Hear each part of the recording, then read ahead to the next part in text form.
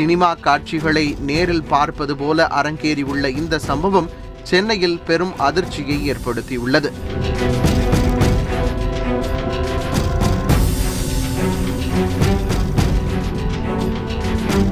சென்னையை உலுக்கிய இந்த சம்பவம் தொடர்பாக கள்ளக்குறிச்சி நீதிமன்றத்தில் சென்னையை சேர்ந்த அழகுராஜா, பாண்டியன், ரோஹித், விஷ்ணு மற்றும் பாலாஜி ஆகிய 5 பேர் சரணடைந்தனர்.